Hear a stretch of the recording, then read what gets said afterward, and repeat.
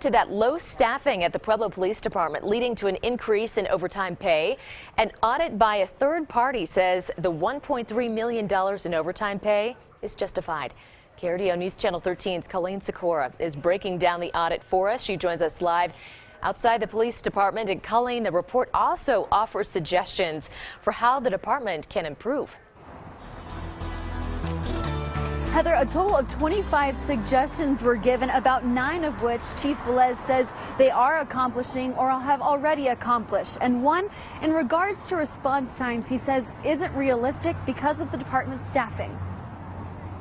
My neighbors texted me, hey, someone's leaving your house with your stuff. Derek Hall's home burglarized last week. They were probably there within like 30 minutes.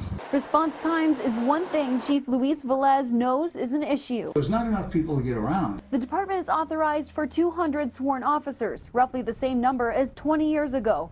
And calls for service have increased dramatically in that time. In the afternoon, we wind up with calls holding or being in queue because we don't have the number of officers available to send them to those calls. Leading to an increase in overtime pay, and City Council wanting to know why. It just seemed like it was going up relatively quickly. The Audit City Council asked for reports that the $1.3 million the department spent on overtime pay in 2015 is justified. That was less than most other departments in Colorado our size, or even larger agencies. And the suggestion Chief Velez can't see happening, priority 1 call response times down from 13 minutes to 5 minutes.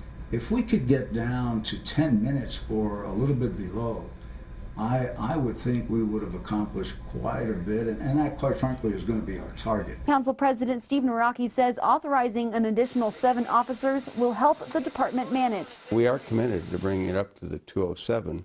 So we really think once we're able to accomplish that, and we hope to be able to do that by the end of the year by increasing our academies. And Hall knows the Pueblo Police Department is trying its best. They got enough on their plate.